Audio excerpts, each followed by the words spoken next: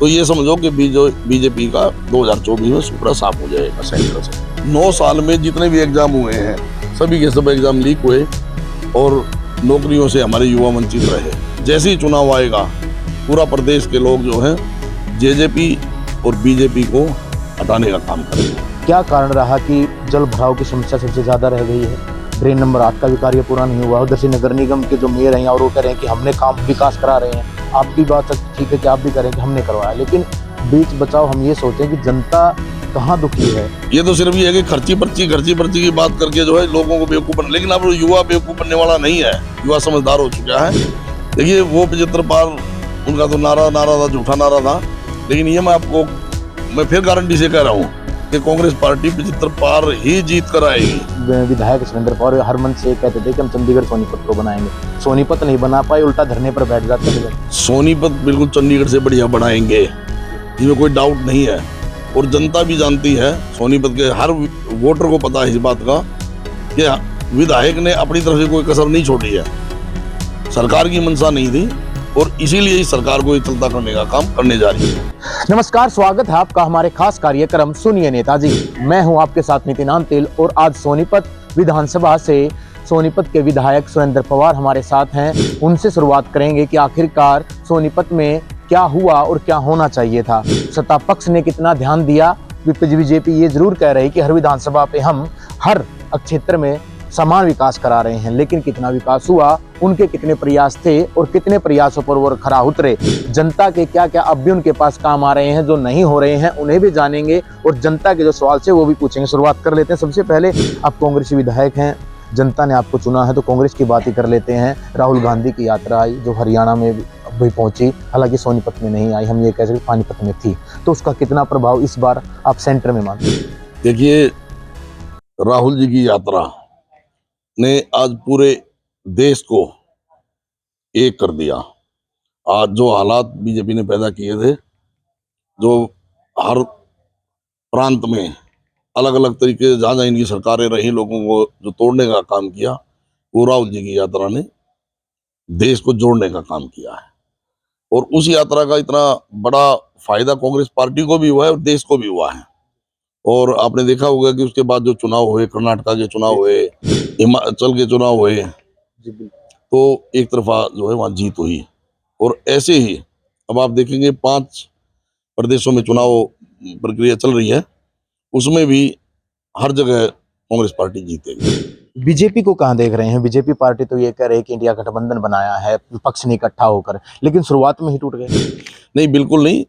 India गठबंधन जो है वो लोकसभा के लिए, चुनाव के लिए, जब लोकसभा चुनाव आएंगे तो आप देखना कि उसका कितना असर होगा और पूरे देश में के लोग जो हैं बीजेपी को भगाने का काम करेंगे। क्योंकि आपने देखा होगा कि जो बीजेपी का वोट बैंक है वो 35% वोट बैंक था और 65% जो है वोट बैंक वो बीजेपी के खिलाफ है।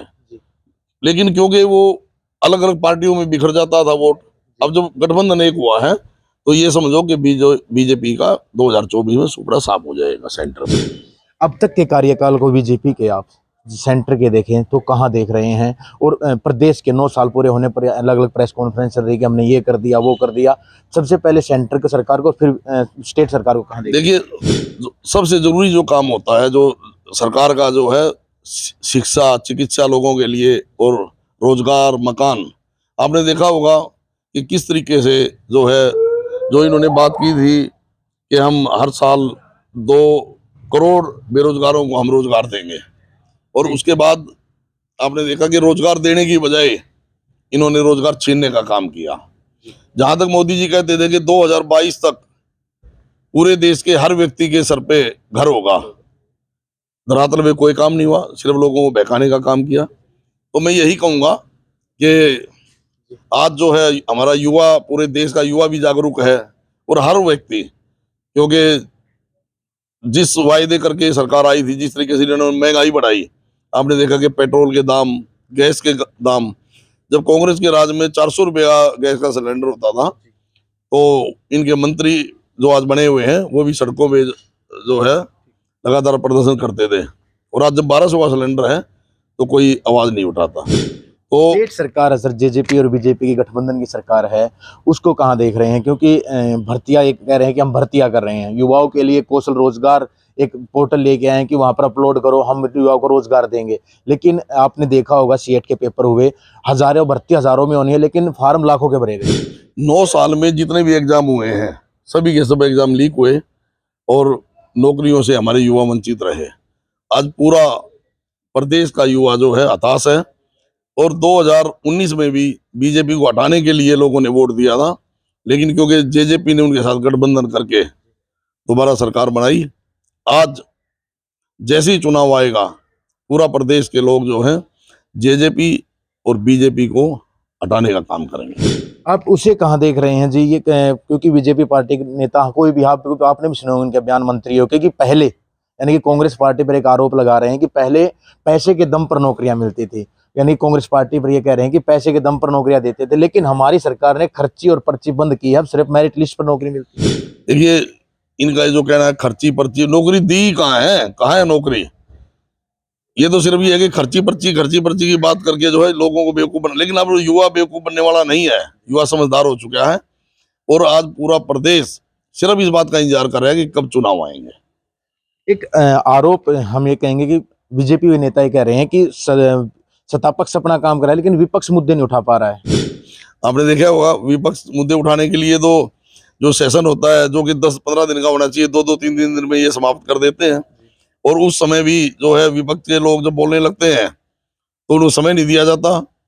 विपक्ष को फिर भी जितना समय मिलता है हर मुद्दे को, जो जो जनहित के मुद्दे हैं, हर मुद्दे को विधानसभा में उठाने का काम करते हैं।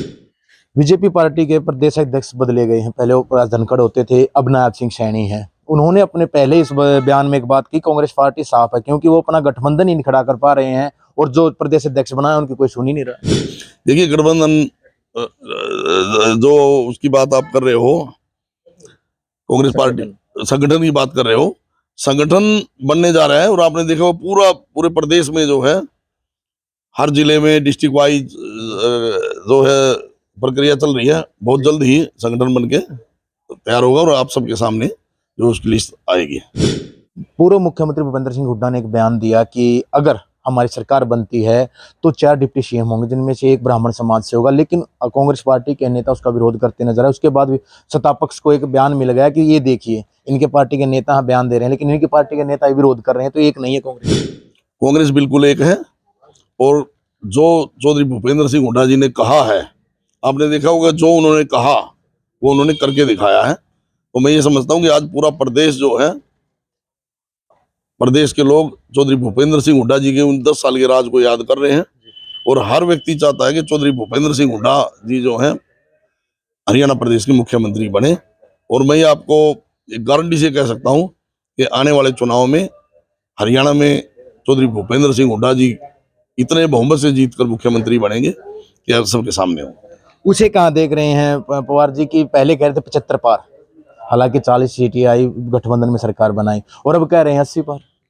देखिए, वो 75 पार उनका तो नारा था, झूठा नारा था। लेकिन ये मैं फिर गारंटी से कह रहा हूँ कि कांग्रेस पार्टी 75 पार ही जीत कर आएगी। फिर बीजेपी और जेजेपी को कहाँ देख रहे हैं? वो उनका तो दोनों का जो है बोरिया बिस्तरा बनाने का जो है लोगों ने इंतजाम कर दिया है। आम आदमी पार्टी को एक नोटिस मिला है ईडी के तहत। पहले विनीत सिसोदिया अंदर हैं, उनके अलावा एक और अंदर है, और आज आम आदमी पार्टी के नेता हैं केजरीवाल, उनको भी नोटिस मिल गया है। और कहीं ना कहीं ये कह रहे हैं बीजेपी पार्टी के नेता कि कांग्रेस के नेता भी तैयारी कर रहे हैं। देखिए, बीजेपी के पास सिर्फ एक ही हथियार है लोगों को डराने का, और वो ईडी, सीबीआई।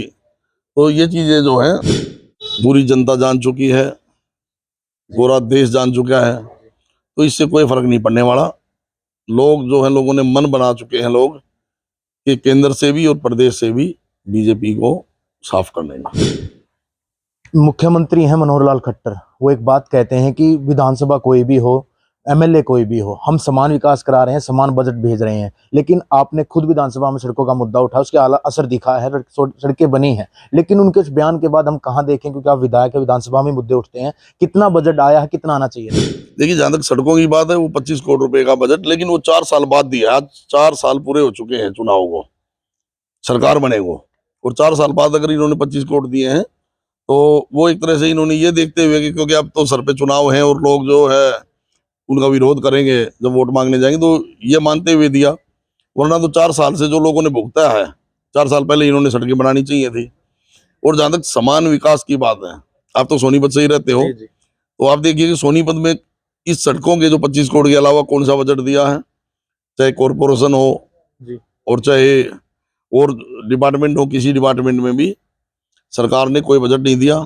जहां तक ये बात करते थे 2017 में भी इन्होंने कहा कि हमने मेट्रो कुंडली तक ले आए। जहां तक इन्होंने रैपिड ट्रेन की बात की, अभी आपने देखा होगा इस विधानसभा में मुख्यमंत्री जी ने कहा कि हम पहले हमने पानीपत तक लाए और अब हम करनाल तक हमने रैपिड ट्रेन पास कर दी। मैंने तो बल्कि विधानसभा में पूछा कि बजट कहाँ से, आप बजट में, क्योंकि एक तरफ बजट सेशन था, बजट में कोई प्रावधान नहीं है और आज भी धरातल पर कोई काम नहीं हो रहा है, जबकि ये बात कर रहे हैं कि जी हमने करनाल तक जो है रैपिड ट्रेन पास कर दिया। ये सब कुछ ऑनलाइन लेके आ रहे हैं विधायक जी, आपने भी देखा होगा कि ऑनलाइन पर ज्यादा दबाव दे रहे हैं कि डिजिटल इंडिया बनाएंगे, लेकिन ये लेकर आए पीपीपी, परिवार पहचान पत्र, शिकायत आपके पास ही पहुंचती होंगी, उसको कहाँ दे? हालांकि इनकी पार्टी के नेता हैं गौतम, उनका ये कहना है कि इसको हटा दो वरना सरकार गई। कहाँ देख रहे हैं? देखिए लोग परेशान हैं, इन्होंने जो पूरे प्रदेश के ऊपर एकदम से ये थोप दिया। अगर इनको ये करना चाहिए था तो किसी एक जिले को लेकर उस पे जो है रिसर्च करते कि ट्रायल बेस, आपके साथ ट्रायल बेस होना चाहिए। बिल्कुल ट्रायल करनी चाहिए थी। एकदम से आज पूरा प्रदेश के जो लोग हैं इससे दुखी हो गए और उसी को ठीक कराने के लिए उसी काम में लगे हुए हैं, तो उस बात से भी आज पूरा प्रदेश दुखी है। बात अगर सोनीपत विधानसभा की करें तो कौन से ऐसे काम रह गए पवार जी जो आपने कहे थे कि होने चाहिए?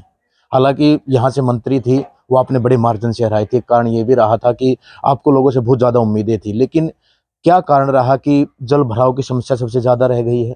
ड्रेन नंबर 8 का भी कार्य पूरा नहीं हुआ। उधर से नगर निगम के जो मेयर हैं और वो कह रहे हैं कि हमने काम विकास करा रहे हैं। आपकी बात सच ठीक है कि आप भी कह रहे हैं कि हमने करवाया, लेकिन बीच बचाव हम ये सोचें कि जनता कहाँ दुखी है? वहाँ बरसात होती तो पानी भर जाता है और जो ड्रेन थी वो भी पूरी नहीं हुई है। कहाँ कमी? देखिए ड्रेन का जो काम था, जो ये 2017 से शुरू कराया था इन्होंने, बल्कि 16 से ही कराया था, और वो बीच में इनको टेंडर 2-3 साल घूमते रहे। लेकिन मैंने जैसे ही विधायक बना, मैंने सबसे पहले इस ड्रेन को का काम शुरू कराने का काम किया और लगभग काम नजदीक लग गया है, और जो बकाया काम है वो आने वाले समय में 5-6 महीने में पूरा हो जाएगा। जहां तक जिले के विकास की बात है, मैंने बताया कि सरकार ने कोई बजट नहीं दिया, हमने बजट की लगातार मांग करते रहे। सरकार की नीयत थी या नहीं कि सोनीपत में कोई काम करे, और मैं ये समझता हूँ कि सोनीपत के लोग आज भी इस बात पे हैं कि कोई बात नहीं, कराया ना कराया, आने वाले 10-11 महीने बाद जब हरियाणा में चौधरी भूपेंद्र सिंह हुड्डा जी की सरकार बनेगी, तो इस बार जो है सोनीपत का ही नंबर है। तो पवार जी, हम ये माने कि सोनीपत उस चीज की भेंट तो नहीं चढ़ गया कि भूपेंद्र सिंह हुड्डा कह रहे थे कि एक आंख हरियाणा सोनीपत है, दूसरी आंख रोहतक?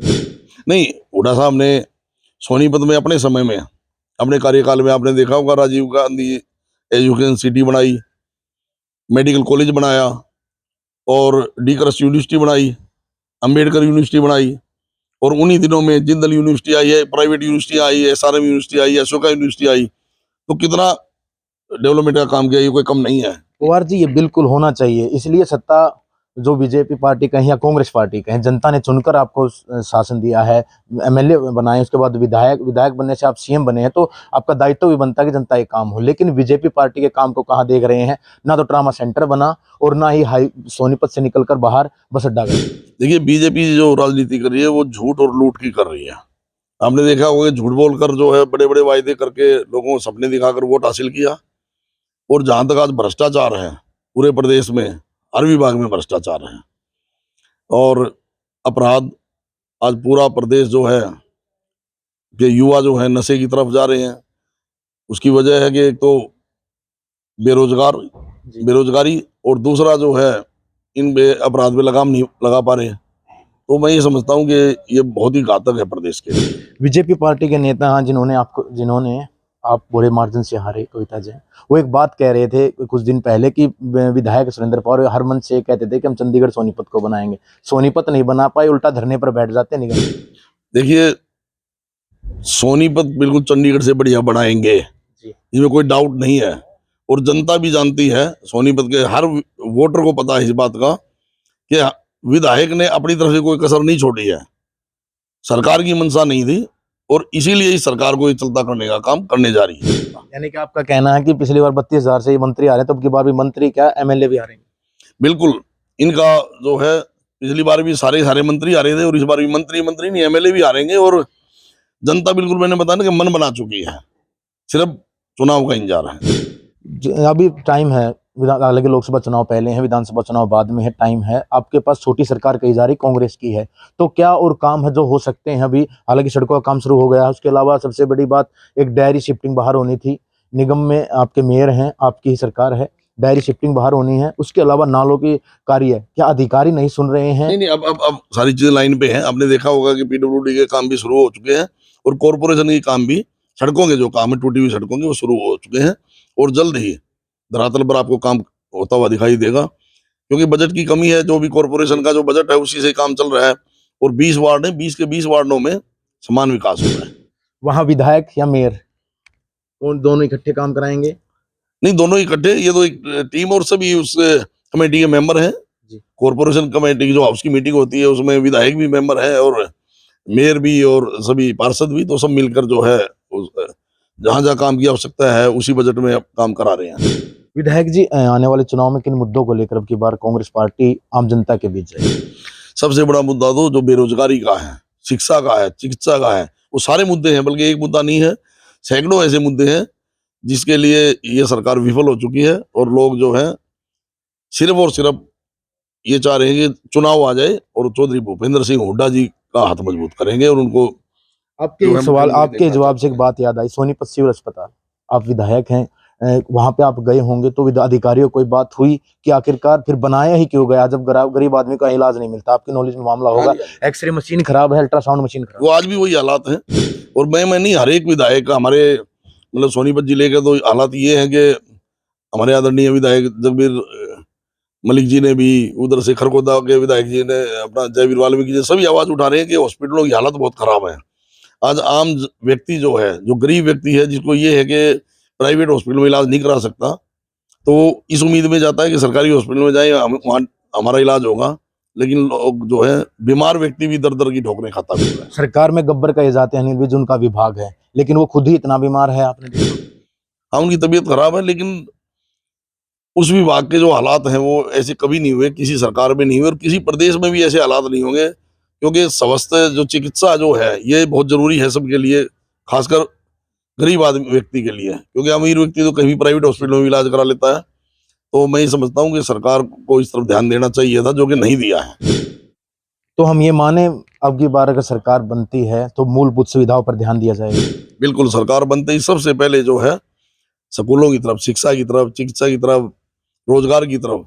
और जहां तक जो एक गरीब व्यक्ति है जो प्लाट नहीं खरीद सकता, कांग्रेस के टाइम में ही चौधरी भूपेंद्र सिंह हुड्डा जी के राज में 4.5 लाख व्यक्तियों को प्लाट दिए गए थे 100 गज के। सरकार आती ही हर उस व्यक्ति को जिसके पास प्लॉट नहीं है सरकार, तो उसको सरकार की तरफ से 100 गज के प्लॉट दिए जाएंगे। ये थे सोनीपत से विधायक सुरेंद्र पवार। इनका ये कहना है कि बीजेपी को जिस धरातल पर काम करना चाहिए था उसे भूल गई है। हालांकि ऑनलाइन की बात जरूर कर रही है, लेकिन वो आम आदमी की पहुंच से बाहर है, जिसकी वजह से वो परेशान है। अगर सरकार बनती है तो सबसे पहले मूलभूत सुविधाओं पर ध्यान होगा और उसके बाद ही कोई अगला कदम होगा। सोनीपत से नितिन अंतिल, सोनीपत 24। देखते रहिए आप और मिलते हैं अगले नेता से। नमस्कार।